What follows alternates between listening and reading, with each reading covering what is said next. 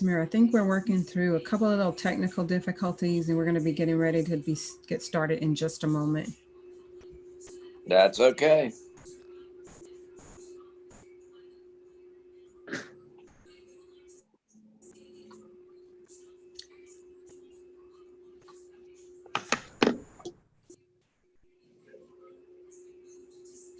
Okay, Mr. Chairman, we are streaming live on YouTube and we are ready to proceed when you are. All right. Thank you, everybody, and welcome. Welcome to the virtual MetroPlan Orlando MAC meeting. And I'd like to call the meeting to order. My name is Dale McDonald, and I'll be chairing the meeting today. We also have a team of folks, our heroes, working to ensure this meeting runs smoothly, in spite of me. Today's meeting was advertised on MetroPlan Orlando's website and social media, as well as through targeted emails. Now, Florida's Sunshine Law typically requires a quorum to be physically present in a room for a government meeting. However, Governor DeSantis suspended this requirement in an executive order, allowing government boards to conduct business through virtual meetings. This order has been extended through early July, as we understand. Now, Mayor Dallas, if you would, please lead us in the Pledge of Allegiance. That's good. Gladly. I pledge allegiance to the flag of the United States of America and to the republic for which it stands, one nation, under God, indivisible, with liberty and justice for all. Flawless. Thank you, John. Now, next we'll have a short video to review our virtual meeting guidelines. These will help our meeting flow smoothly.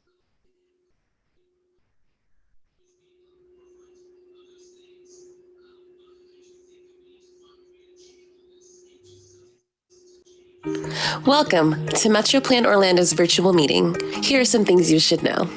Board and committee members are active participants, and members of the public are observers. Our chairperson will make sure to keep the meeting flowing. Please keep your microphone or phone line muted unless recognized to speak. Make sure to pay attention to your video controls as well. Participants are welcome to use the raise hand feature to ask questions after presentations. This feature can be found when clicking on the participant's icon. When recognized by the chair to speak, you can unmute yourself. Please make sure to speak clearly so everyone can hear you. You may also submit questions via the chat box by clicking on the chat icon. A moderator will relay your question. Thank you.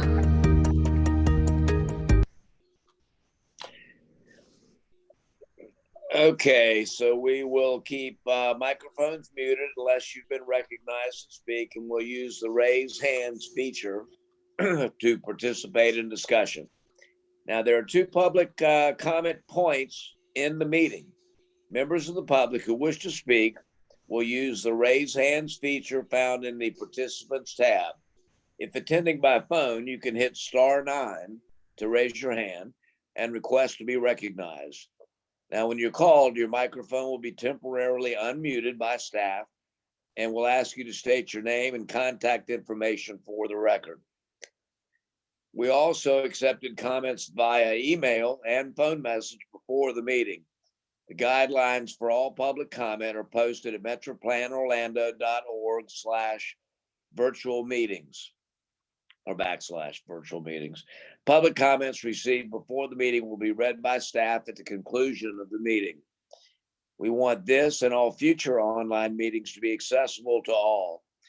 Participants may join by computer, tablet, or phone. If you need accommodations to participate in the future, please contact MetroPlan Orlando.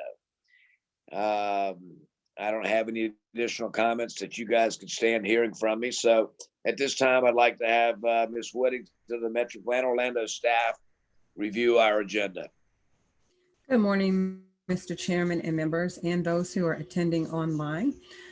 Thank you for working with us as we conduct these virtual meetings. We remain dedicated to having good discussions about transportation planning in Central Florida. We're doing our best in this environment to stay transparent and accessible to the public, and we appreciate your patience and understanding. As many of you are aware, we completed our first cycle of meetings, committee and board, in April and May, and we felt that this first attempt was successful. We are committed to improving the virtual meeting experience wherever we can, and we did receive input from you and others as we went along. We asked our participants through a post-event survey. We have adopted some of those changes that you suggested for this cycle of meetings, and so we thank you for taking time to give us your input. Although we won't send a formal survey today or after future meetings, we're always interested in hearing from you about your virtual meeting experience and any ideas you may have for making these meetings better. We're actually extending our virtual meetings offering, taking our Transportation Improvement Program public meeting online later this month. That meeting will be June 22nd, and you will receive some new information on new ways to participate in the evaluation of our 5-year work program. You've received a link to a video preview of the TIP with your meeting materials, and you'll have an opportunity to ask Mr. Keith Caskey questions later in the meeting. You can also expect to receive more information about the June 22nd public meeting in the next week or so, and we hope to see you at that virtual meeting if your schedule permits. As the chairman mentioned, we will be using the raised hands feature to recognize committee members during the meeting and to call on members of the public during the public comment time. If you have joined us by phone only without video screen, please use *6 to mute and unmute your line. You can also use *9 to raise your hand or your virtual hand so that the meeting host can see you and see that you wish to be recognized. You'll see that there's a chat feature on your toolbar. This communicates with all panelists in the meeting, which includes committee members, staff, and presenters. Please only use this if you're having technical difficulties or if you need assistance. And a full record of the chat comments will be included in the public record of this meeting. Mr. Chairman, this completes my announcements this morning. There are no changes to the agenda. However, as I mentioned prior to the meeting, I would like an opportunity at the end of the meeting to talk about our July 2nd meeting and some potential changes that may happen to that date. Now we would like to take attendance, and I'll ask Ms. Kathy Goldfarb to call the roll so that we can confirm a quorum is present. I'd like to ask all committee members to please go ahead and unmute yourselves now for the roll call, and you can go on mute again after your name is called. Please make sure your video is on if possible so we can confirm it's you.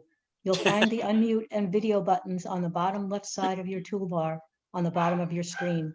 Please say here or present when your name is called. Cole? Here. Dallas? Here. Erstner? Foraker? Glancy? Lacey? Here. Knight? Here. McDonald? Here. McMullen? Morgan? Smith? Here. O'Brien? Here. Sladek? Here. Trace? Here. Mr. Chairman, we do have a quorum. All right, very good. Thank you, everybody. We will now hear public comments on today's action items. Do we have people who want to speak to any of the action items?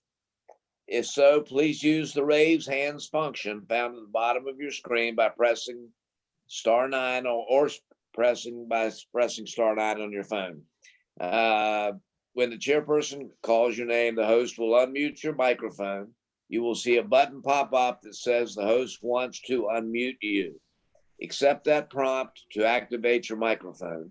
We ask that you provide your name and address for the record. Please hold your comments to 2 minutes or less. Are there any comments at this time? Mr. Chairman, I do not see any hands, but let me just give it a second just in case. There are no raised hands wishing to comment. All right, thank you. Any written comments that were submitted before the meeting? Mr. Chairman, we did not receive any written comments. Well, we're just not a very popular group. Okay, let's move on to action items. We have 3 action items today. Our first action item is an approval of the minutes and from our May 7th meeting, which are at tab 1 in your agenda packets. And the chair will be looking for a motion.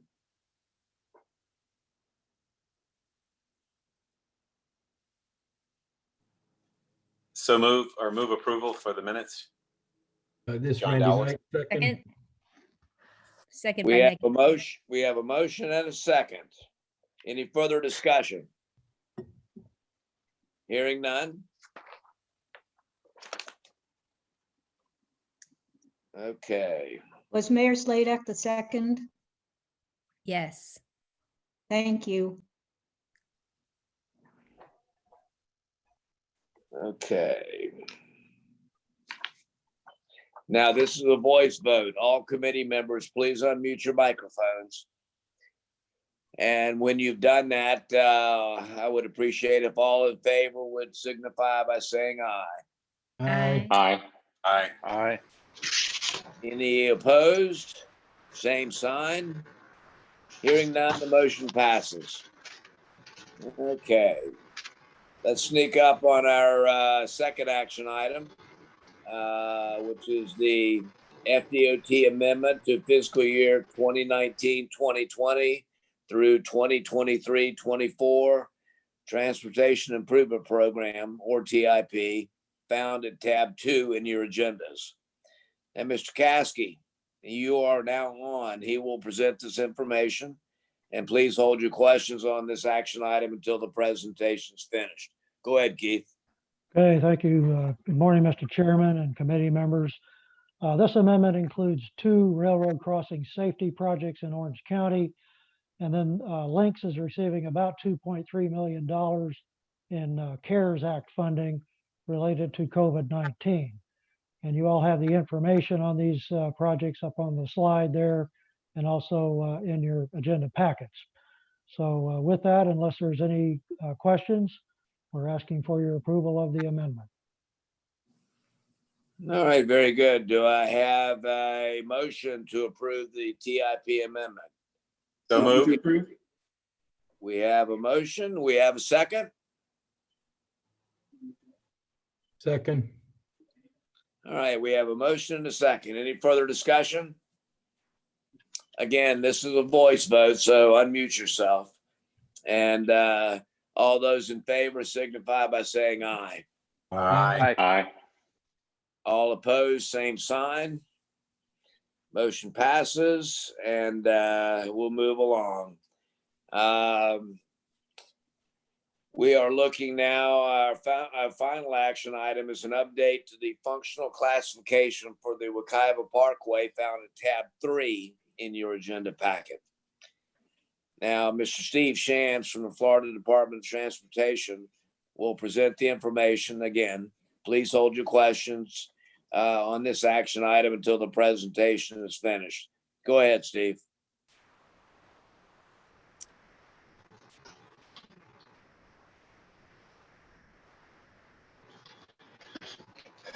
Hello, good morning. I'm Steve Shantz of FDOT District 5 Funding.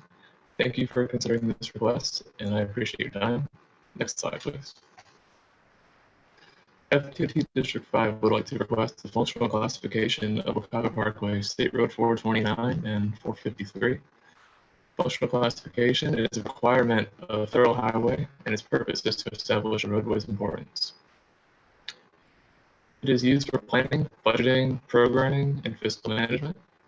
It is necessary to meet federal requirements, and it is also integral to FDOT's work program and the NPO's transportation improvement programs. The subject segments are State Road 429 and 453 Wekiva Parkway. These roads completed construction on March 31st, 2018, and were open to traffic. Last summer, work was completed to enter these roads into FDOT's RCI and LRS programs, complete the roadway inventory, and produce straight line diagrams. At the time of inventory, these roads were given a proposed functional classification of urban, principal arterial, freeways, and expressways by central office. The classification is consistent due to its location within the urban boundary, status as a limited access principal arterial, and the use of toll facilities. Completing the functional classification will satisfy the district's requirement to functionally classify all significant roads in the district. Next slide, please. On the Steve, left while is a we've got map of State Road 429. Yes. the audio is coming across very erratically. Is there any way, Laura, is there any way to tighten this up?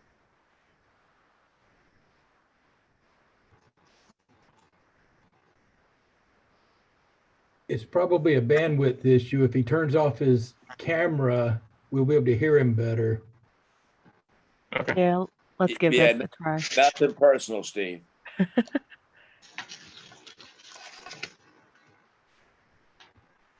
And speak for us. Let's see how you sound now, Steve.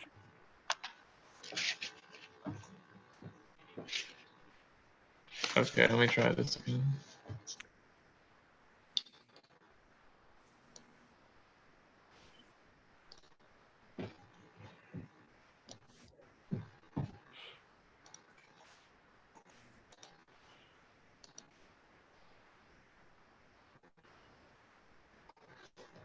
Okay, is the audio better? Yes, much better. Thank you. Oh, thank you. Where would you like me to start from? Start from where you were. Okay, with this slide. Yes. Okay. So on the left is State Road 429 in Orange County. This segment is approximately 8.2 miles long. And on the right is State Road 453 in Orange County. And this segment is approximately 0.85 miles long. As shown in the map, both carry the same proposed functional classification. As stated earlier, it's urban, principal arterial, expressway, and freeway. And I've made a similar request with Lake Sumter TPO. So we will continue the functional classification to State Road 446. As you can see in the map, both of these segments end at the Lake County line. So it would be consistent across the entire facility. And I appreciate your time. Are there any questions? I'd be happy to answer them. This will be the time, everybody, if you have any questions for Steve in this regard. If there are no questions, I would look for a motion to approve the updating of the functional classification. So moved by Megan Sladek. Second by Keith Trace. All right, we have a motion and a second. Any further discussion? Hearing none. This is again a voice vote. Unmute yourselves. All those in favor of the motion signify by saying aye. Aye. Aye. Aye.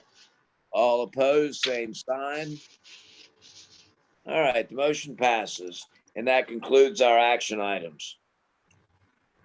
Now, let's moving along. We have a total of 5 presentations listed on today's agenda. In the interest of time, however, one was pre-recorded and the link was sent to you earlier. You will, however, be able to ask questions on it this morning. Now, please, if you have any questions, use the raise hands functions to be recognized if you want to ask a question. You may raise your hand during the presentation to indicate you want to ask a question, but we will hold all questions until the presentation ends. If you're having audio issues, you can type your questions into the chat box and the moderator will relay your question.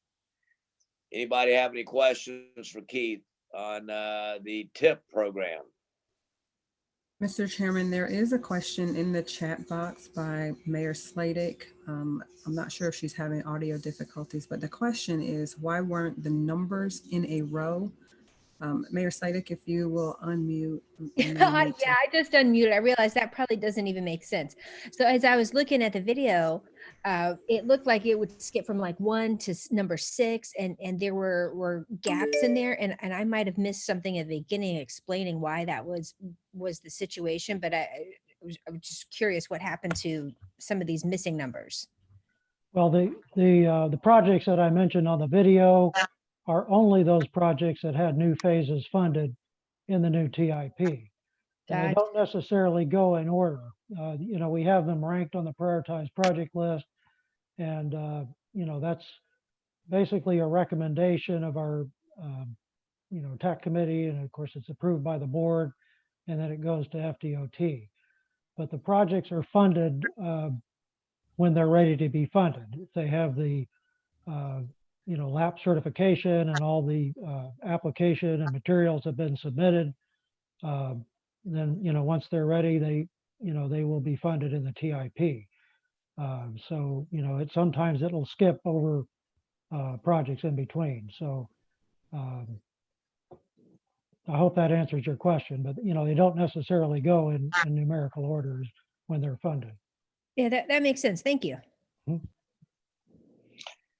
We have any other questions? If not, I'm Chairman, going. I don't I'm see sorry, any go hands. ahead. I was just saying that I don't see any hands. So.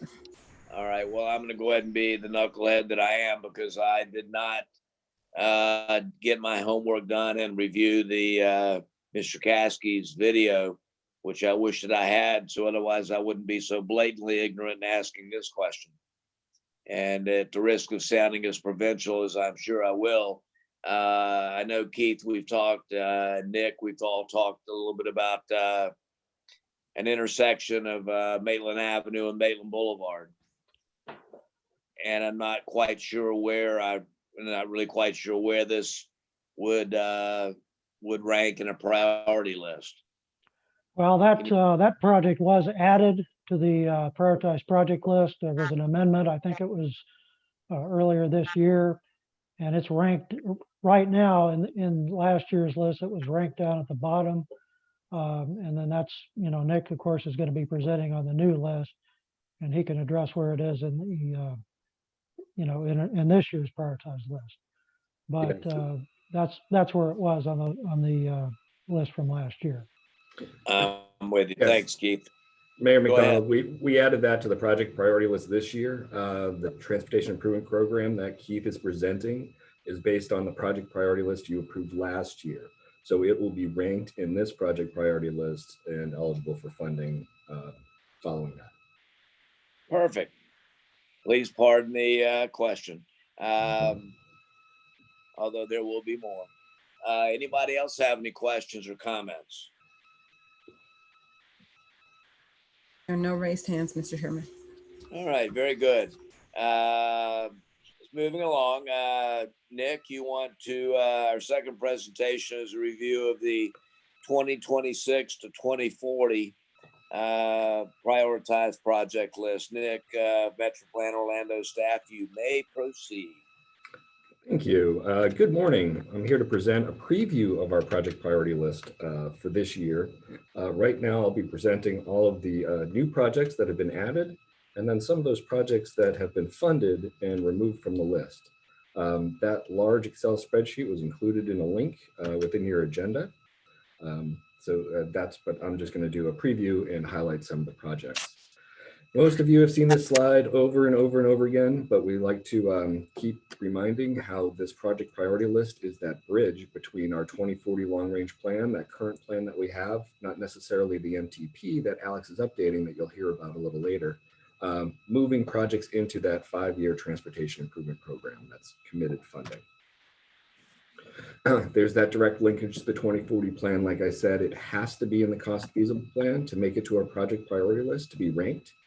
It's a fiscally constrained plan, meaning that we're not ranking all needs that are out there by 2040. We're ranking the projects that were deemed cost feasible or financially feasible at the time the 2040 plan was developed.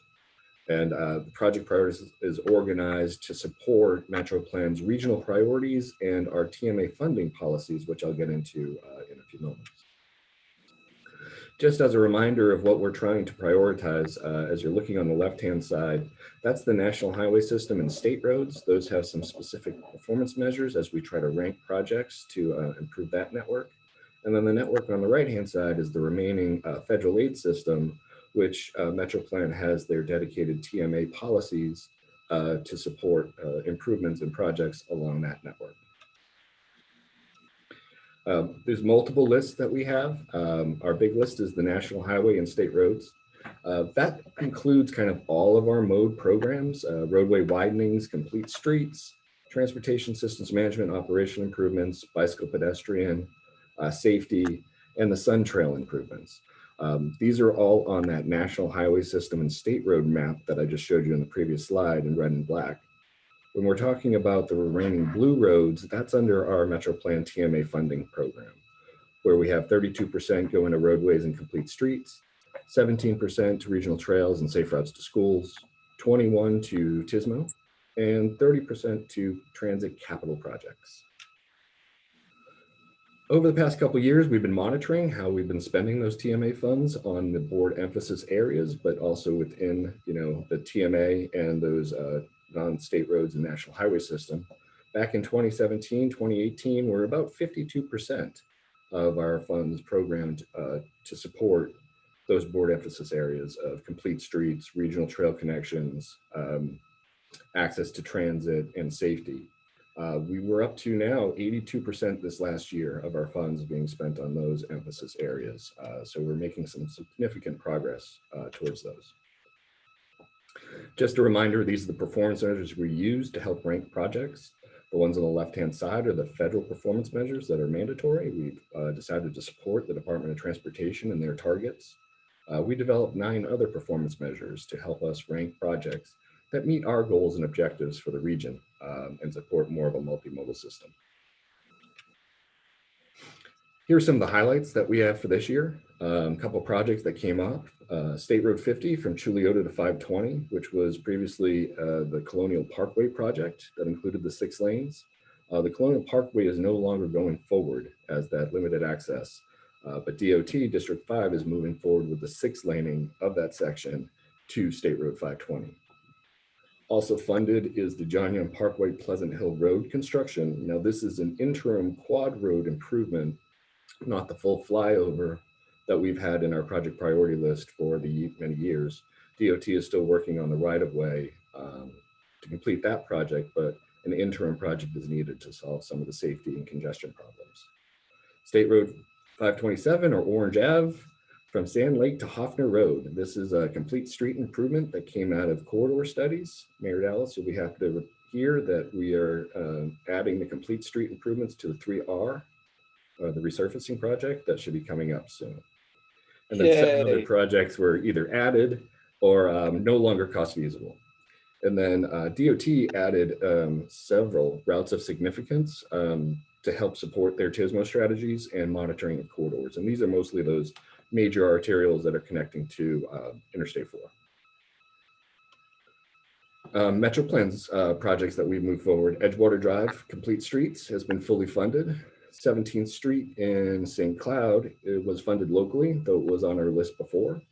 And then Orange County had intersection improvements at University and Rouse, and then Osceola County, there were a couple trail projects, Kissimmee St. Cloud Trail, and then in Orange County, Pine Hills Trail was also fully funded with the Little Econ Trail. We're also looking at reserving funds for the Sand Spur and phase 3 of the Little Econ construction within this next upcoming priority list. We also received several new projects from our local governments, more so than we have in the past.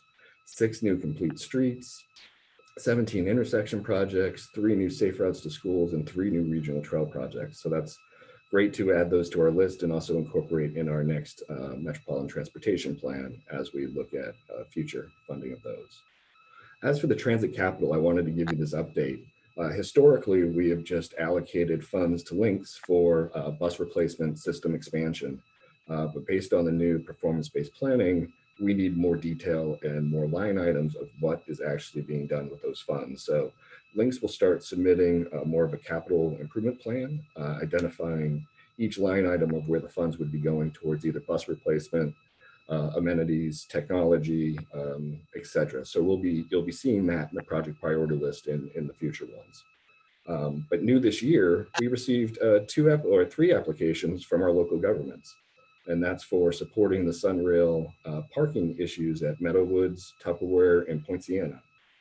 So MetroPlan will be doing a study in joint with those 2 counties to look at the feasibility, but then we'll also be reserving some of those funds in future years that would come out of that transit section for the design and construction, supporting our goals and objectives of system expansion.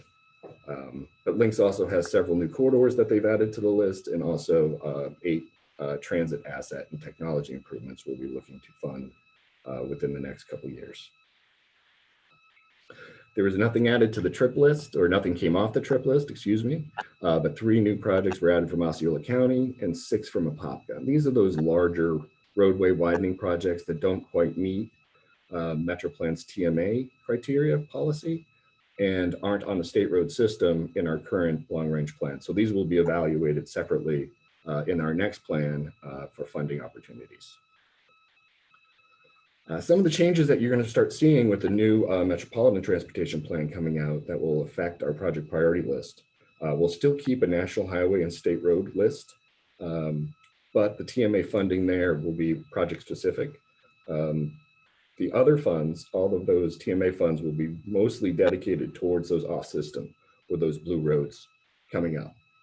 We'll also be incorporating that 20% district dedicated revenue for other arterials that will go towards premium transit operations. And then another 10% of funds will be going for off-system roads according to DOT's revenue program.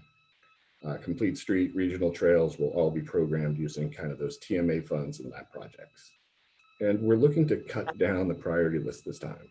Instead of having a 20-year list, we're going to focus on those first 10 years. And that way we're really trying to get that next project.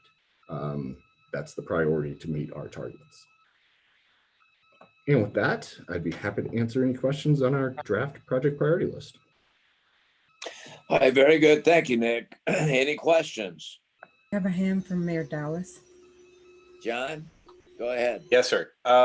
Nick, could you, on the resurfacing on 527 Orange Avenue heading south, they stopped where the road splits and you have it Hansel Orange. And now Hoffner is, the line for Edgewood, but it goes on down and it's split there. Is there a plan is there a need, or what's the plan going on for the resurfacing for where the road splits? Within there, we'll incorporate the complete street improvements that came out of the planning study. So they'll be looking at the bulb outs and the parking to help support the study that can go within the resurfacing. There are still some of the amenities that came out of the planning study that are outside of the scope of what can be done that we'll still have to look at. And then there's still the northern section that requires right-of-way before that can be completely finished for the whole study to be a complete street. Okay, very good. So it's Thank not been. John, any more? No, I'm good, thanks. All right. Anybody else have any questions? I do Now not would be see the any. time. I don't see any hands, Mr. Chairman. All right, very good. Let's move on to our next presentation and status update and report on needs assessment method and approach from Alex Trager. So our presentation, well, here, go ahead, Alex, you're on, man. Good morning, everyone. As the mayor said, I'm back this month to really introduce you to another topic in the 2045 planning process, which is really assessing our transportation needs. Before I really dive into the presentation, I think it's important to discuss the needs assessment approach, but really the paradigm shift that has occurred since our 2040 plan 5 years ago. Previous plans, our 2020 through 40 plans, really evaluated volume to capacity ratios. We've always said kind of, that getting the red out, but it basically looked at, how many cars could physically fit on a given road at a given time. This process primarily yielded highway capacity needs and really identified only roadway widening projects. So our long range plans really only looked at adding lanes to our roadways with very little emphasis on some of the other categories. And if this were 5 years ago, that really would be my presentation today. It would be, is the volume capacity ratio of the roadway greater than 1? So it would have been a pretty quick presentation. But, it's a new day and it is a new planning process. And with that being said, the 2045 plan will be evaluating needs using a comprehensive set of performance indicators that really identify mobility improvement opportunities, which are focused on accomplishing our overarching planning goals and objectives that we came to consensus on a few months back. Can you go to the next slide, please? So when we look at our multimodal needs assessment, given the complexity of the regional transportation system and really the unique functionality of each mode of travel, we're going to be using several different approaches to analyze multimodal needs. These approaches will account for people walking and cycling, those using mass transit and automobiles, while also considering the movement of freight and goods. So, really the purpose and, over the course of my presentation today, I hope to introduce you to those methods and tools that we're going to be using within the 2045 plan for needs assessment and identifying those opportunities. So let's jump right into things and next slide, please. So as we talk about the bicycle and pedestrian needs assessment, it's really focused on 4 core areas. The first 2 look at what we have in place today and where are those gaps and how do we fill those gaps. And then the next 2 areas really evaluate bicycle and pedestrian needs based on the existing network, and then also considering planned and prioritized projects. And these steps will identify opportunities to really supplement and complement our existing priority projects. I'll talk about that more in a second. So let's go into the next slide and I'll review the bicycle needs assessment approach. So for the 2045 plan, the bicycle needs assessment is going to include what we call a level of traffic stress analysis. And we're conducting this across our entire 3-county roadway network. In short, level of traffic stress really assigns a score to every street based on its perceived comfort as it relates to riding a bike, based on some factors such as traffic volumes, traffic speeds, those posted speeds, number of travel lanes, and also if a bicycle facility is present. As you can see on the slide here, scores range from 1 to 4. In a street or a bicycle facility with a score of 1 or 2 is thought to be comfortable for most people. A score of 3 is comfortable for those confident cyclists. And a 4 is typically has higher traffic speeds and greater volumes, which could even be uncomfortable for some of our more experienced riders. So in this next slide, I'm going to, this is really the logic, how we're actually going to be categorizing bicycle level of stress. And it's a pretty straightforward process here. The method screens streets based on, as I said, speed, number of lanes, but also it considers the surrounding land use, whether that's residential or commercial.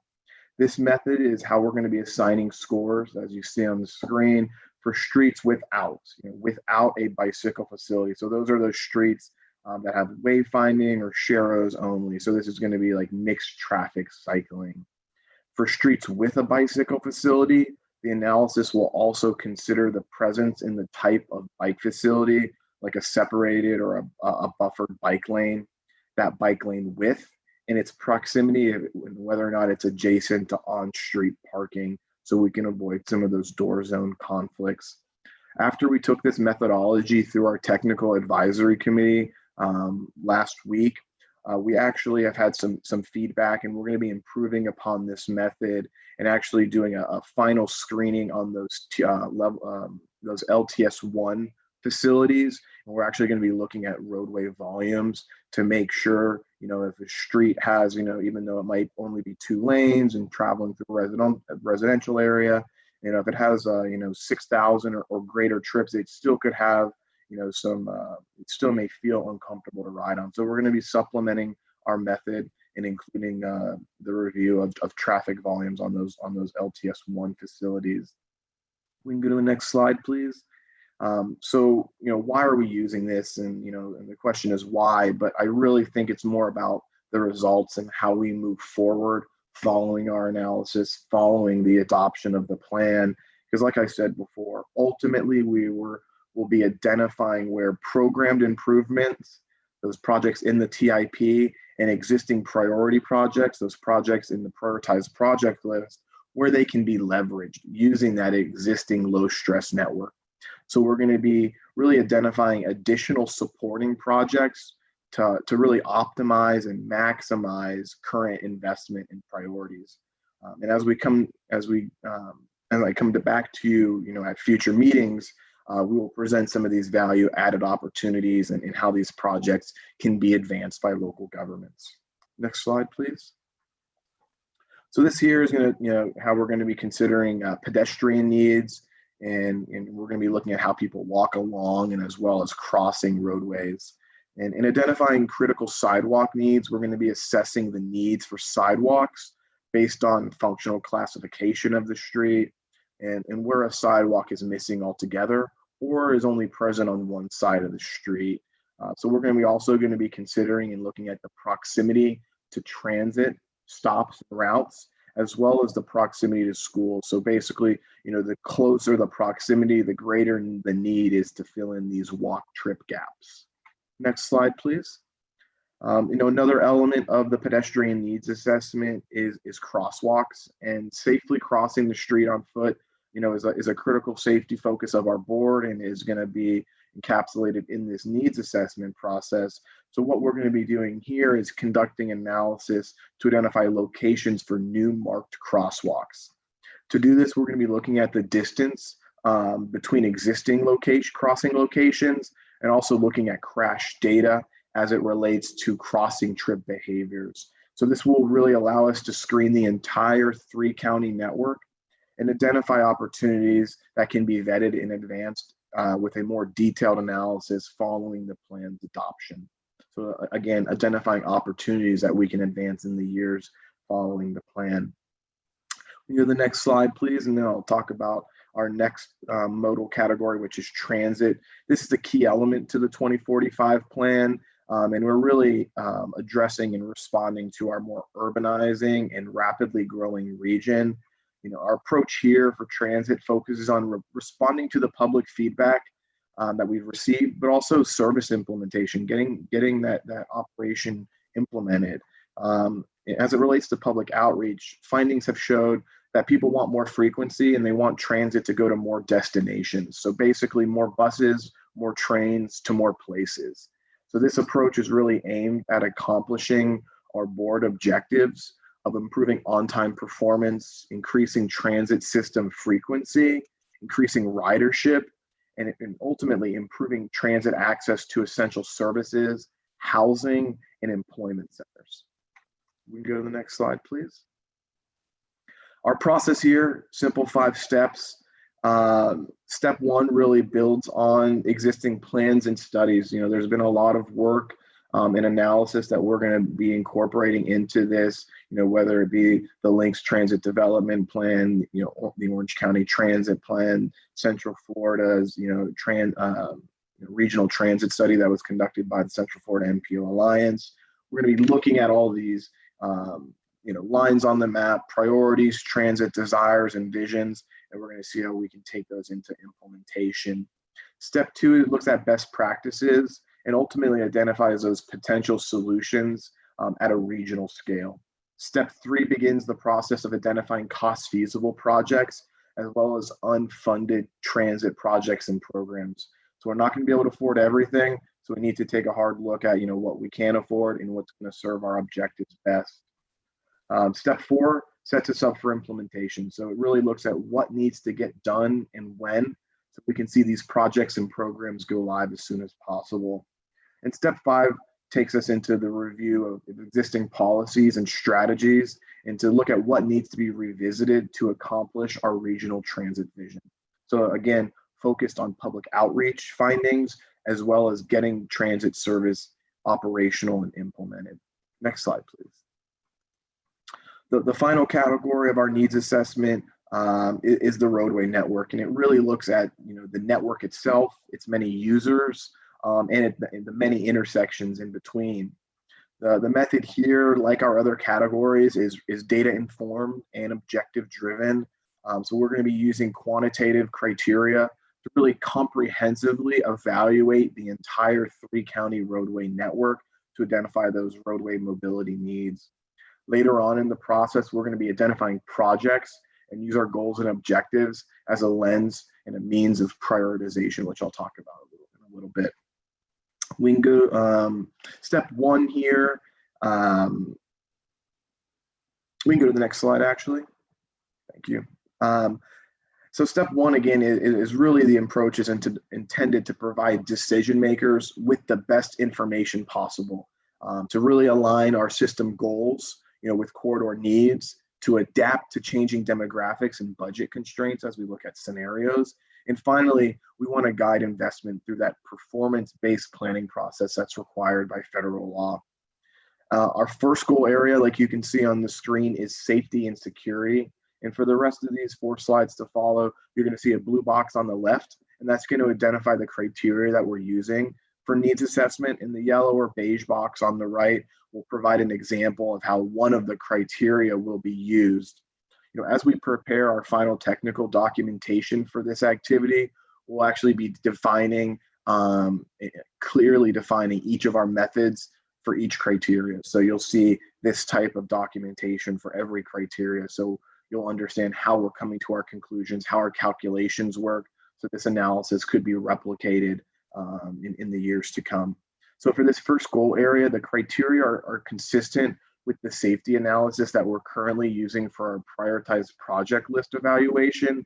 So basically, corridor crash rates are ranked, and segments with higher crash rates are identified as corridors with greater safety needs. So safety first, and this analysis will allow those intersections and those roadways that have safety challenges to be solved first. Next slide, please. This next slide looks at our reliability and performance criteria. As we look at reliability here, Nick and I have talked about this and discussed this in previous presentations. Travel time reliability is really that new key indicator that we're looking at. Less about volume capacity, more about providing that reliable travel times. So in this category, we're looking at and considering both the reliability for automobiles, but also for those commercial vehicles, our cargo carrying trucks. And as we adapt this criteria, this travel time reliability criteria for long-range planning and forecasting purposes, we're actually going to be looking at the relative change in travel speeds, across each of our alternative scenarios that we've discussed at our previous meeting. So we're going to be using, for this particular criteria, the travel demand model. We'll be doing some post-processing of that model to really quantify this measure. But basically, roadway segments that have the greatest decrease in speed, as we look out into the future, will receive a higher score due to their declining performance. Next slide, please. So for access and connectivity, we're proposing 6 criteria, and we're really going to be using a spatial analysis, which we're really using, a geographic informational system or a GIS software, which really allows us to, mine different databases and look at where they're located spatially, kind of on the map. This will allow us to really identify population and employment centers near transit routes, identifying food, healthcare, and also cultural and recreational locations that are within a half mile of corridors. And we'll basically be assigning, more weight to corridors that are kind of closer to these metrics. We're also considering the findings of our critical sidewalks analysis from our pedestrian needs assessment, which I introduced a few minutes ago. So we're going to be weaving in our modal assessments into this larger multimodal needs assessment. Next slide, please, and we'll talk about health and environment. So this group of assessment criteria really focus on quantifying health and environment planning objectives. These criteria emphasize providing transportation solutions that ultimately contribute to improving public health and really reducing the adverse health impacts associated with physical inactivity, and most importantly, preventing the disproportionate impacts affecting minority and low-income communities. So for one of these criteria that you see in the yellow box here, and for elements of this, analysis of health, we're using what we're calling the Healthy Mobility Tool. This was developed by one of our consultants, BHB, to really quantify health impacts of the existing transportation system, but also looking at how investments will change and benefit health and the environment in the future. We can go to the next slide, please. This is our final goal in criteria category, and they relate to investment in economy objectives. And these criteria really focus on the cost of delay, the impacts of visitor travel, cost-burdened households, truck usage, as well as the intensity of truck trip generating land use.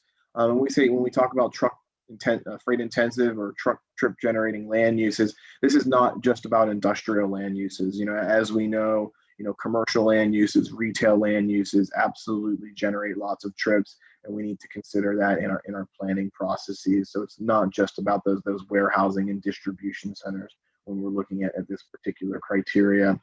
Our intent here, though, is ultimately to promote transportation projects that expand and enhance economic prosperity, which is one of our goals and objectives. And as you've heard me say here, in the past presentations, transportation and freight movement is really the economy in motion, and we need to, pay extra attention to that as we're looking at, our multimodal transportation system.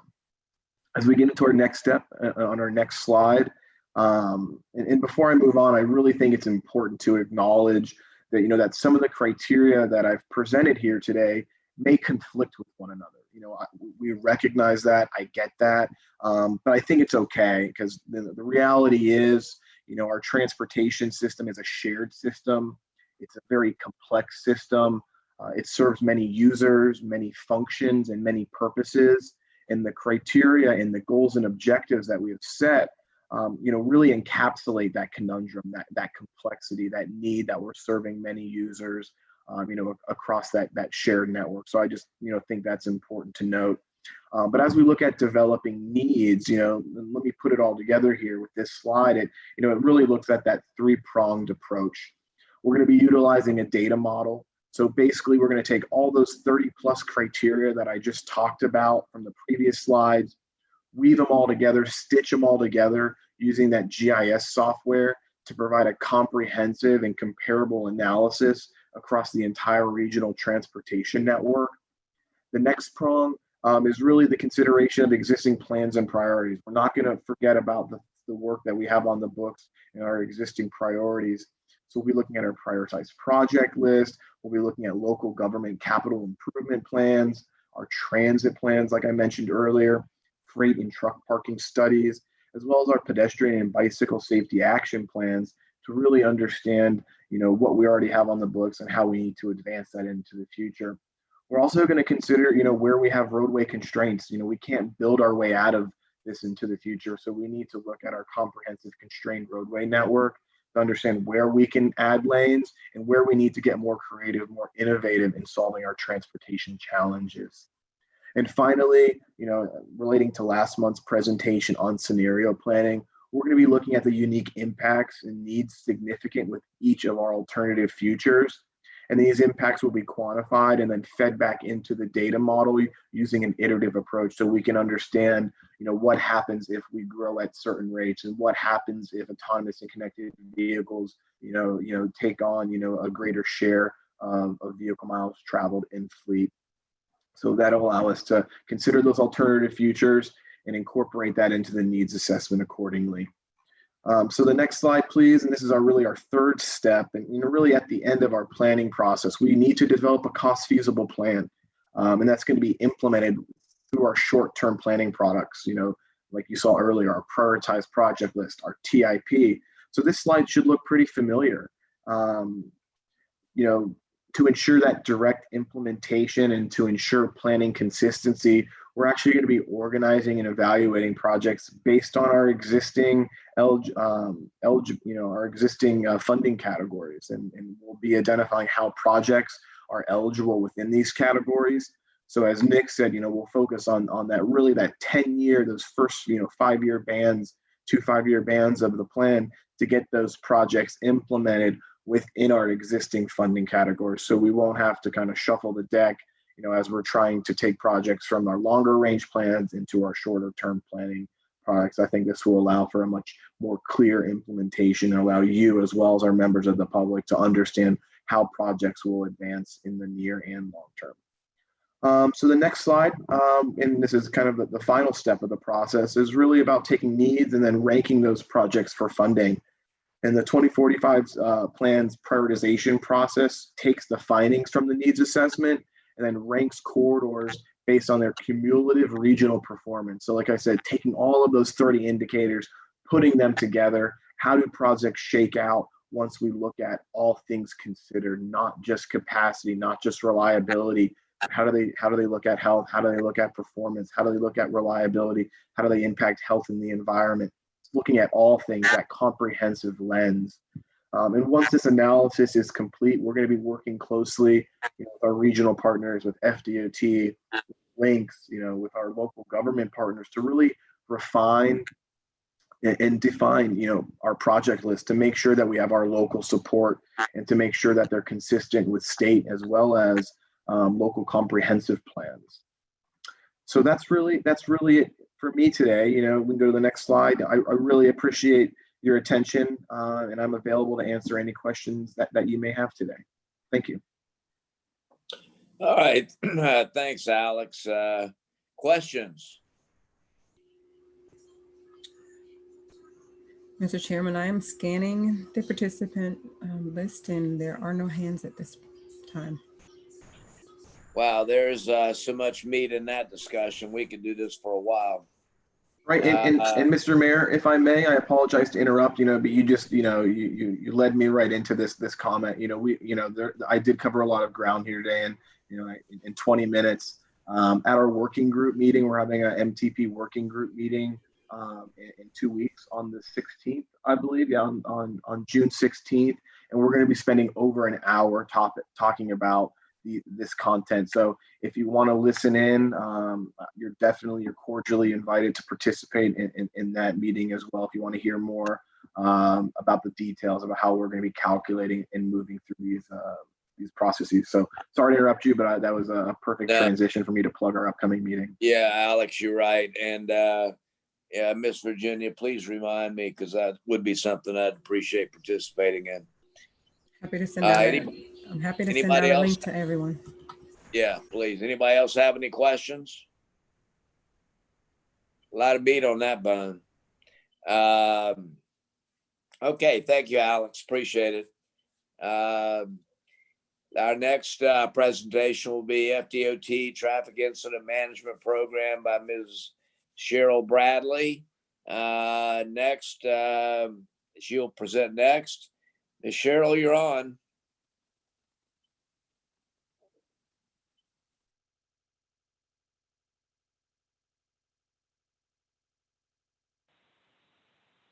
Okay, can you all hear me now? Okay, perfect. I do apologize. I'm having some microphone issues today, so I'm participating from my phone. But again, my name is Cheryl Bradley, and I do oversee the program, Traffic Incident Management Program, for both District 5 and CSX. And the reason this program matters so much is because of the impact it has on every single one of us who are roadway users in one form or another. For every minute that an incident remains on the roadway, the risk of congestion increases by about 4 times, and the risk of a secondary crash increases by 2.8%. So in about 35 minutes, you're almost assured a second crash, and those crashes are often a lot more serious than the primary incident.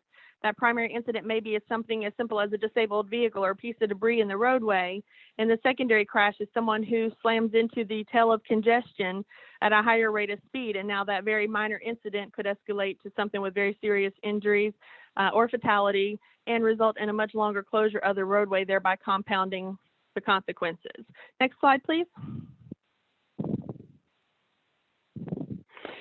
So TIM has and always will be and continues to be largely based on outreach. It's about building connections and networks and relationships with our partners who are out in the field. So we've spent a lot of time over the last 2 years with police chiefs at their conferences, fire chiefs at their conferences, anywhere that we can get an audience with our emergency responders to really introduce the concepts of safe, quick roadway clearance and to emphasize the importance of their own safety out on the roadway. Unfortunately, in the last couple of years, we've seen a rising number of those secondary crashes involving our emergency responders who are struck or their vehicles are struck while they are working in or alongside the roadway. So protecting them is also one of the priorities, or one of our bigger priorities in our traffic incident management program. Next slide. And to that end, there's a lot of training. There's a national program from the Federal Highway Administration developed by responders for responders. And to date, we have trained several hundred of our responders in Central Florida area, and including more than 100 individuals that are certified trainers themselves to help us get this information out about how to use their vehicles to properly block the road while protecting their staff on scene, and to, again, mitigate the congestion that goes along with these incidents. Next slide. And that training pays off. This is a crash over on Sand Lake and John Young. And what you see here in the middle is a black and red truck that's been involved in a T-bone crash at that intersection. It's a little difficult to see there, but there is a chain hooked up to that fire engine. And next slide. They're going to drag that vehicle right off the road before I can even get a road ranger over there to assist. And what that does is now allow every other responder that has to come to that scene, whether it's the officer who's going to do the investigation, the tow truck who's going to pick it up, it allows them to do that over on the shoulder in an area of safety where they are more protected to do their jobs, while also limiting the impediment on traffic, which would contribute to those secondary crashes and more congestion. Next slide. And I'll note that we've gotten some national attention for this because it's very unusual to see your fire departments do this, but now we're seeing this a lot throughout our district, which is really exciting. What you see here is a TIM timeline. It breaks down an incident from the moment that it occurs until we get the notification. We find where it is, what it is, get responders on scene, and then ultimately clear the roadway and return traffic to normal. A lot of what we've done to this point focuses on that center portion there with the response of the on-scene time. Next slide. And that includes our Road Ranger program, which we are extremely proud of. It's been a staple on I-4 for many years as one of the first programs in the state. We've had Road Rangers on CFX as well for many years, but in the last 2 years, we've made a concerted effort and expanded Road Ranger to every limited access highway in the state of Florida. And now here locally, we're going to start doing some piloting to look at the benefit of these services on arterial roadways as well. Next slide. We also have a program called RISC, or Rapid Incident Scene Clearance, and this is where we contract with certain towing vendors who have a large portfolio of equipment and personnel with specialized training to handle those really big, complex incidents, like an overturned semi that's lost its load across the roadway, overturned dump trucks, those sort of things. In the past, those incidents have been known to shut down the interstate for anywhere from 4, 6, 12 hours. In our first year of this program, our average clearance time was 83 minutes. And basically what it does is it gives them an incentive payment to make certain milestones in clearing the road in a quickly and timely manner. We're getting ready to come out with a new contract. We're going to make a few tweaks on that to improve upon it. And one thing, we'll be adding another program called Safe Tow, which will also help us with handling the really minor stuff. So for instance, we have a semi breakdown in the middle of I-4, which happens far more often than I would like. We could send a tow truck out there just to hook up to it and get it off the roadway, get it to the shoulder, get it to the next exit, let them call their tire service, their mechanic, or whatever they need. Again, somewhere in an area of safety, but also where it's not impeding that traffic. Next slide.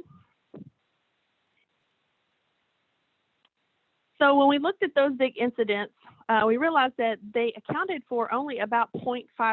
So those big commercial, overturned commercial trucks, those sort of things, about 0.5% of the incidents we work every year. So even though those can save a couple hours per incident and that builds up over time, I wanted to go back and look at what we could do with the other 15,000 or so incidents that we work every year to start shaving off minutes. So even though we might shave off only a minute or 2, 3 minutes, that across 15,000 incidents also adds up quickly. So we are looking at the verification and the response time. We sat down with our partners, our emergency response partners, and said, what do you need from us to make it easier and more efficient for you to do your job? And the thing that came up was a verification. At DOT, we have our Regional Traffic Management Center. When we get alert of a crash, we can find that on camera in about 1.5 to 2 minutes. And that gives us a lot of information about exactly where the crash is and what it is. You'd be surprised at how many people don't know where they are on the interstate. So I cut people a little slack with I-4 because it's a little east-west, it's a little north-south, so it can be confusing. But when you're on 95 and 75, you would think that you know if you're going to Georgia or the Keys. But oddly enough, we often get calls in the wrong direction and several miles apart. So that could change how a responder is going to get to that scene and even who is responding. So by finding ways to link that information back to our emergency response partners, it helps to decrease their response time. It helps them to avoid unsafe U-turn maneuvers in the middle of the interstate and ultimately reduces the length of our incident time. Next slide. So part of that was achieved with an interoperable communications platform. And what this does is it gives us an opportunity to real-time share information with our emergency response partners, send the video feed to them, have direct verbal communications with their dispatch to, again, let them know exactly what they're going to and what they're going to need to address the incident. Here you can see an overturned dump truck, and this is down on 528 at the ramp to the airport. And this is what we could see from a traffic camera. Next slide. Which I shared out with Orlando Police Department, so they knew exactly what they were going to. Once they got on scene, they were able to share this picture back to me from their phone to show me exactly what the issue was out there. And it turned out that it was limestone. The equipment that we had out on scene was just crushing it and making it very hard to recover. So this helped me to coordinate to get an street sweeper out there to help clear this up. So all of these things help us work better together to expedite clearance time in a safe manner. Next slide. We also use this system for large-scale event coordination that has large traffic volumes that impact our region. So when the president came to Central Florida back in the summer, we used this and were able to connect with all of our law enforcement partners who were involved in the police escort, our trauma centers, our airports, everybody that had a stake in that visit and the public safety involved with it, able to share those cameras with them, able to keep everyone on the same page. And Chief Erlone from Orlando PD, who has been there for about 25 years or so now, I think, had made the comment that this was actually the best coordinated event that he has had in his time with the department. So that was a big plus for us. Next slide. We also use it for the Brevard County shuttle launches. We used it this past weekend for the return to human space flight.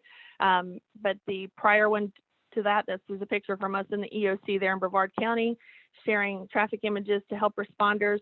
That event brought over 300,000 people to the Space Coast region.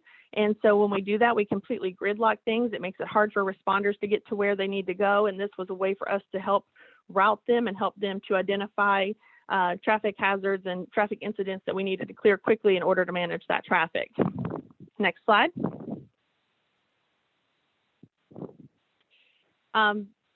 Then we also are looking at how we get that information. We currently get automatic dispatch information from Florida Highway Patrol, but in noticing that with our partner agencies, a lot of times by the time we were finding out about an incident, those fire trucks and other responders were already on scene. So it was figuring out a way to get the information earlier so that in that minute and a half to 2 minutes that it takes for us to find it on camera, I can get that to them in time to effectively change the decisions they make about what equipment they're sending or what route they need to take to get to that incident. And this is going to be super important as we move forward with the express lanes because they're going to have limited access points. So it's going to be critical that our responders know exactly where that incident is taking place so that they can get there the first time, because if they miss the gate, it's going to be a lengthy turnaround for them to get back to where they need to be. So we're doing this through some research with the University of Florida and just looking at some different sources for that information as to how we can be better connected with our other partners to get information as quickly as possible. Next slide.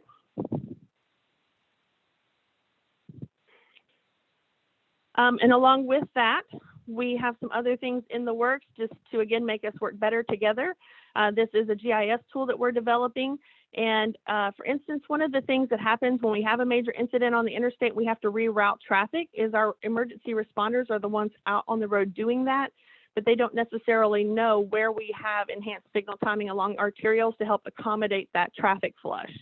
So this map would, this GIS tool would show them exactly where we need to shut the interstate down in order to more efficiently reroute that traffic. It also lets them know where we're rerouting traffic and how that might impact their response to other incidents. It has information as far as where the traffic signals are, who maintains those signals, where the cross drains are for our environmental folks, just a lot of different information that will help us to work better together. And everything that we're doing, we look at the technology side of things and how we can build the foundation now for the efforts that we're making to grow as we evolve with the connected and autonomous vehicle efforts that the department is very proactive in. Next slide. And this is where it really matters. How are all these efforts benefiting the region? Our clearance times, this is across the district. The state has a 90-minute roadway clearance time goal, or I'm sorry, open roads clearance time. We have set ours at 60 minutes, and the third set of bars down there, you see that we are well below that, ranging right at the 30-minute mark, which is very good when you consider the variance between the urban and rural settings that we have in the district. Next slide. CFX, you can see theirs is also well below 60 minutes. For me personally, I like to look at the second set of bars, which is roadway clearance. Open roads is from the time we get a responder on scene until travel lanes are cleared. Roadway clearance is from the point of notification to roadway clearance. And so for me, that's a little bit more telling of the motorist experience. And so again, you can see there that we're doing very well, just over 40 minutes on there for CFX, but we're constantly looking at ways to shave minutes off of that. Next slide. Overall, across the district and over the past 3 years, we've seen these clearance times reduced anywhere from 16 to 53%. And a lot of that has to do with the agency's participation and buy-in into the TIM program and the concept of quick clearance. But those are pretty drastic improvements over a 3-year period. So we're very proud of that. Next slide. And the big number, though, is the secondary crashes, and that's our ability to improve the safety of our roadways for everyone else, that being the responders, the people who are actually involved in the incident, and those who would be driving through or by the incident scene. And as you can see, the hashed line across there, we are having a downward trend on those secondary crashes, so that's extremely important. And the next one is for CFX, which also, go ahead, next slide. Again, there with CFX, you can see that we also have that downward trend in the secondary crashes. So that ultimately is the greatest goal of our program, is to reduce those secondary crashes and keep people safe. And so we're pleased to present to you those numbers that show we are in fact having that improvement. And that is all I have. Does anyone have any questions? Wow, that's terrific. Thanks, Cheryl. I opened my eyes with a couple of things there. Anybody have any questions? Mr. Chairman, there are no hands thus far. I'll just give it a second just in case. No questions, sir. Thank you so much. Thank you, Cheryl. All right, in our final presentation today, Mr. John Slott of Links will provide an overview of bus purchase decision-making and other considerations having to do with alternative fuel fleets. John, you're recognized. Go right ahead. Thank you, Mr. Chair. Hello, everybody. I'm John Slott with Central Florida Regional Transportation Authority. I'm the Chief Innovation Officer and the Acting Chief Operating Officer of the agency. This presentation was born out of a conversation with the CAC within MetroPlan, asking to understand a little bit more deeply the Lynx fleet and how we are making the transition to low and no emission vehicles. So with that, I'll try to keep my comments to right around 9 minutes and move this forward. So we'll talk a little bit about the our actual fleet, what this fleet looks like currently, how the Lynx board is informed and considers the fleet decisions and how we do that. Our current propulsion for the fleet, as well as that transition that we've undertaken since 2016 to CNG, and then now as we step into 2020, the transition we're making to battery electric fleet as we're doing it now. Next slide, please. So as many of the board members here know, Lynx as a regional transportation authority operates multiple different types of services, everything from our fixed route buses to NeighborLink, which is the deviated fixed route, as well as our paratransit services, roughly 60,000 trips a month in a non-COVID environment, moving individuals with either cognitive or physical disabilities throughout our region.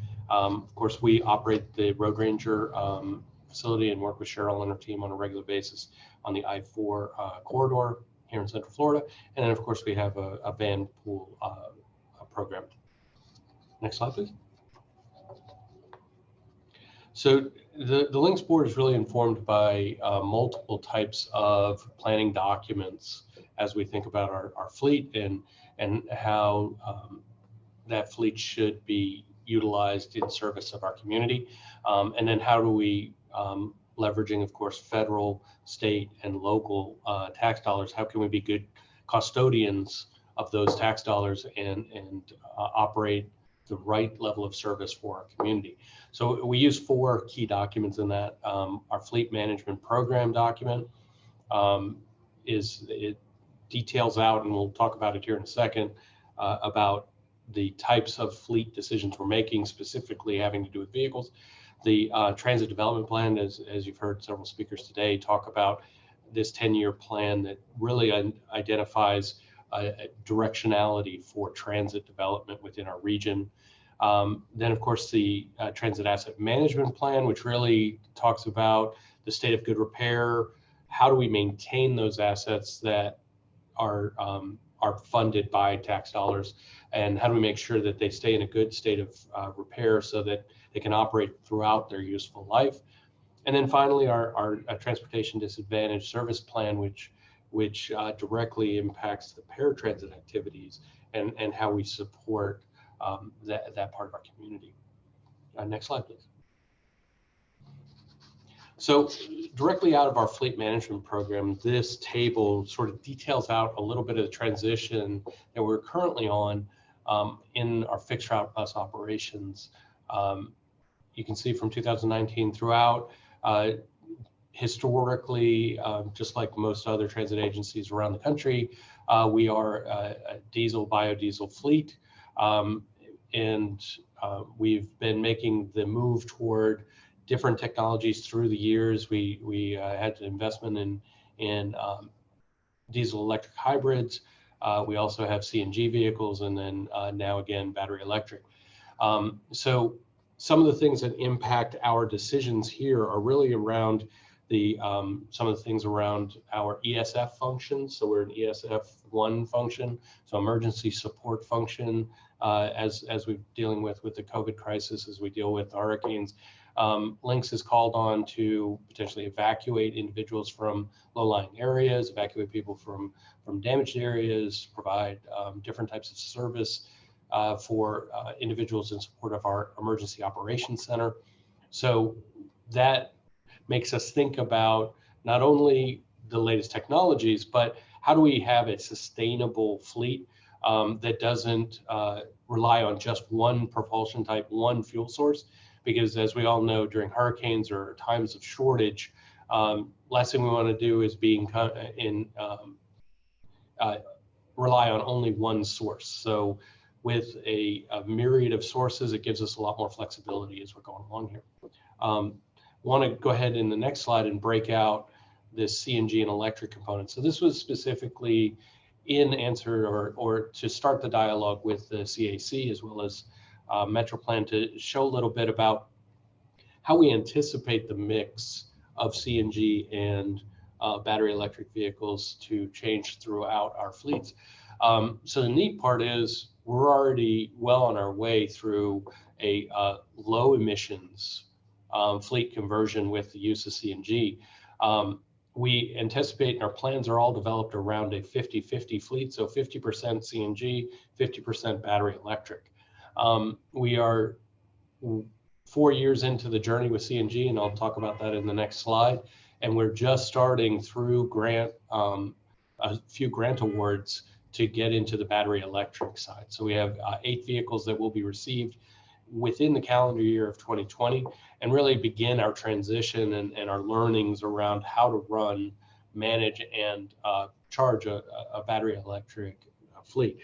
And to give everybody just sort of a walking around number, for every 2.5 buses equals about a megawatt of power. And about a megawatt of power is just over 600 homes, 650. So with these 8 buses, we basically have 2,000 homes worth of power need that we're going to be charging into these vehicles. So it's a significant infrastructure related learnings that we're going to be doing here. So next slide, please. So as a part of our transition to low emissions, again, moving away from biodiesel, moving away from those traditional combustion engines and trying to reduce emissions, the agency, through the leadership, of course, of then Mayor Jacobs in Orange County, as well as support from City Mayor Dyer and other municipal leaders, entered into a P3 with No Petro back in 2016 to really provide the fueling infrastructure required to move a fleet to CNG. This location is adjacent to our operations center, and we fuel over 120 vehicles every night through different processes, both on the private side as well as the public side. So this is the quintessential P3. On the great part is we started this in 2016, and we're already at about 95 vehicles in current operations. And by the end of the year, we'll be at 129. So this is a great sort of good news story that once we as a community, with the leadership of our political leaders and our Links board, get that agreement to move forward on low emissions and no emission vehicles, we can actually make it happen. So this is really cool that we've been able to do this. And now we want to take this P3 that was a public-private partnership and transition to battery electric vehicles. Can I go to the next slide, please? So using a similar model, we've been affectionately calling this the public-public-public partnership. So with the leadership of the City of Orlando and support of the counties and other municipalities, we have won several grants, the low-no emissions grant, as well as some 5339 monies that we had for limo. And with the direction of the city saying they want to go to a battery electric fleet on limo, we were able to win those grants.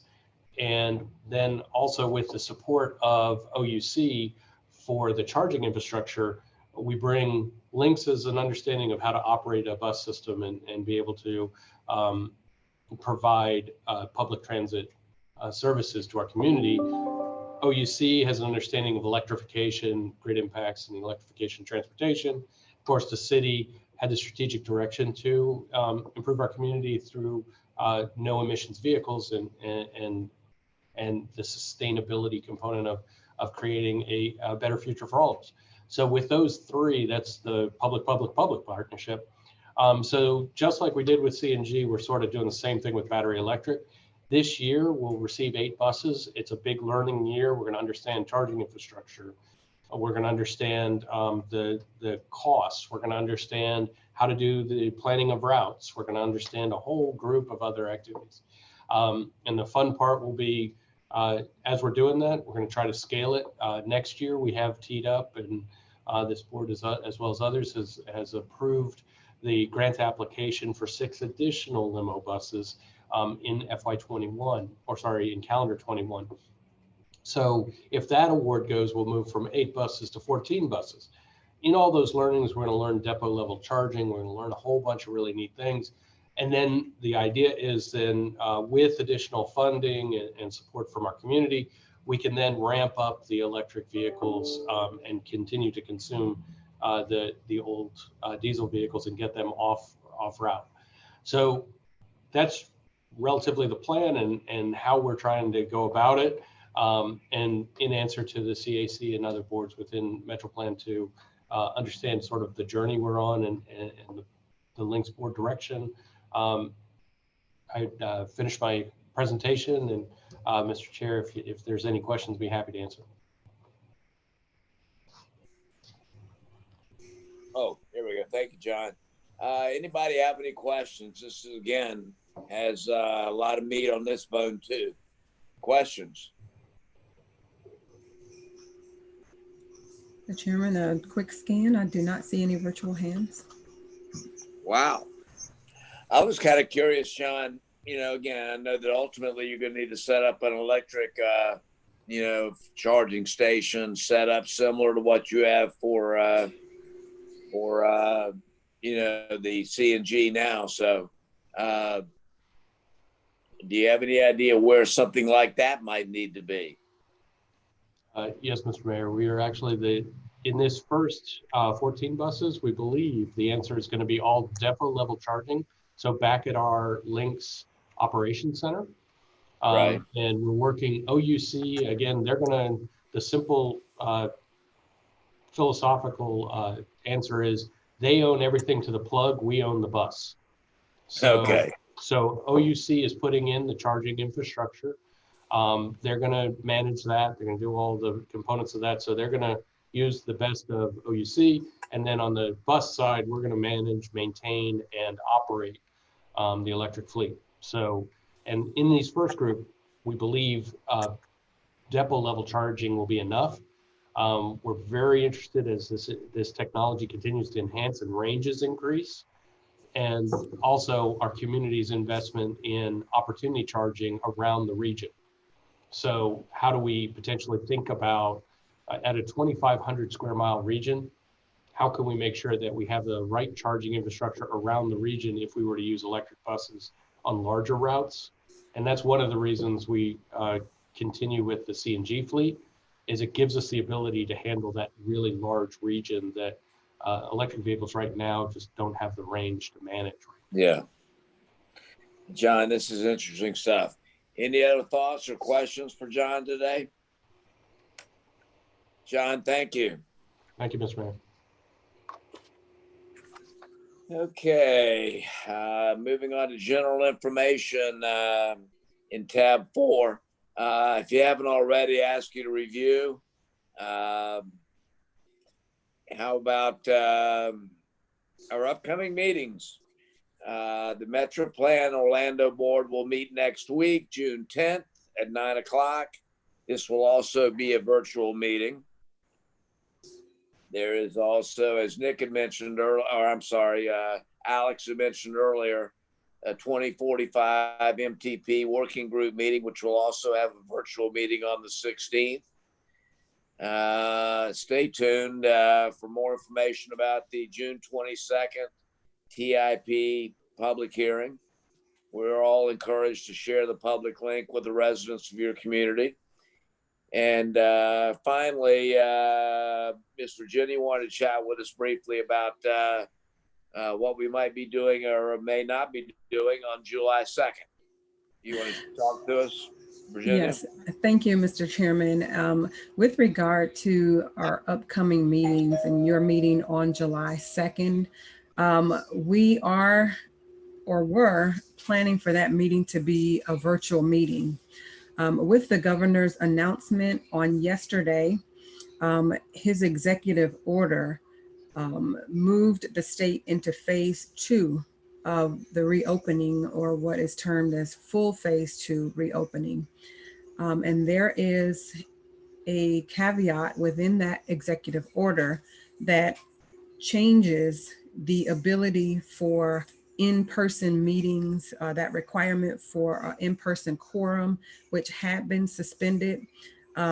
It also had been, we had a date of July 7th with the previous executive order, but yesterday's executive order notes that it is suspended until June 30th. Until June 30th. Now, Mr. Chairman, normally we would not have a July meeting, but for the need to approve the transportation improvement program, we are required, we need to have that meeting. And so the options that we have is to move your meeting either to June 25th or June 29th, or yes, and 29th, in order to get your feedback to go to the MetroPlan Orlando board meeting, which would potentially also be moved up to be within that date or that window to hold a virtual meeting where that quorum requirement in person is still suspended. And I hope I didn't muddy that up for you all. So the two dates that we're looking at are either the 25th of June or the 29th of June for your meeting. And we will let you know which of those two. So if I can have a little bit of feedback from you all, it would help us in our planning. Okay, guys, unmute yourself and let's give a little feedback here. What are your thoughts? Ready to meet in person.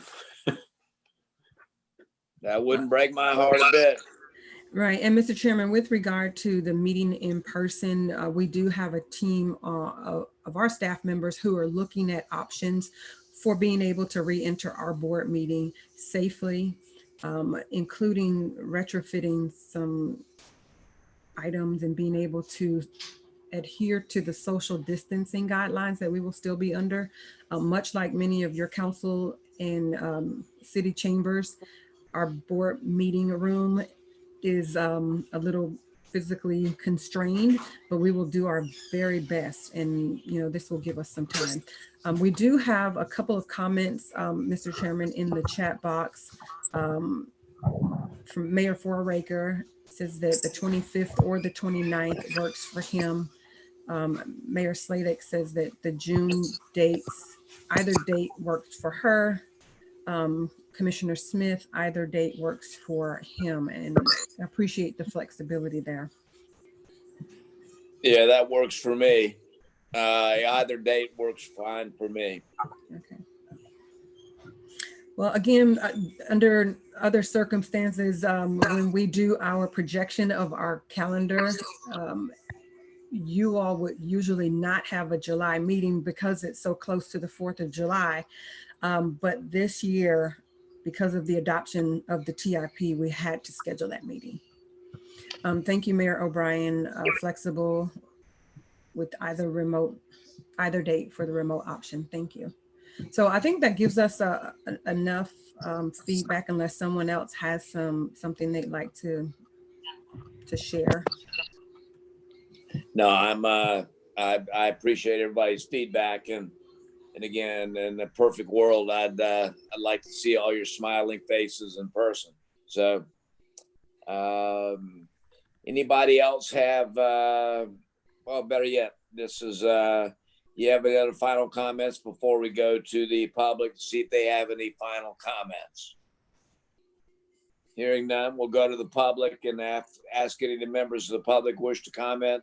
Please use the raise hands function. You'll be recognized, or dial *9 on your phone keypad. We'll unmute your mic. After you're recognized, please state your name and address for the record and limit your comments to 2 minutes or less. Are there any comments at this time? Mr. Chairman, I do not see any hands, but just give it just a second, just in case. No hands. No hands. Well, you know, if the public realizes how riveting the stuff is that Alex and everybody and Nick and Cheryl went over today, and Keith Caskey there would be questions and there would be comments. In the meantime, we got anything else, Virginia, we need to worry about? We Or have are we done? another public comment period there, and I will also remind members that if you did not get a chance to view the TIP pre-recorded presentation, if you will take the time to do that, that will be Yes. the subject of your July 2nd or June Yeah. 29th or June 25th meeting. Your There we next go. meeting. That's a good point, because I was a slacker and didn't get that done. So for that, I apologize. Anything else? I'm gonna bang my pretend gavel over here. Mr. Chairman, we do have a final public comment period there. Oh, we do. I'm sorry. Did I miss that? Yeah. All right. Anybody from the public like to address the council at this time? There are no hands raised, Mr. Chairman. And while I'm speaking, if I may just let you know that we did not receive any written comments of general nature, nor did we receive any phone message comments. Oh, very good. Thank you. Everybody, y'all be careful. It is pouring like nobody's business here in Maitland right now. So hopefully we can catch a little sunshine in the next little bit of time. In the meantime, we'll look forward to getting together on the 25th and the 29th. Virginia? Yes. And we will, right, we will very notify good. you. Yes, sir. Thank you. Thank you, everybody. We're done.